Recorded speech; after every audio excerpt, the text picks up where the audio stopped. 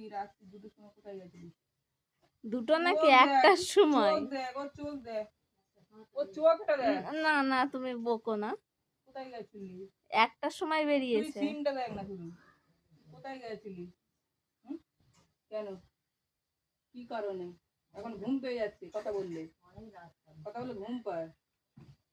হ্যাঁ, মুখে করে কে মেরেছে? তো এরকম হয়ে আছে কেন? মুখ বলিনি, মুখে হাত দেখি বলিনি।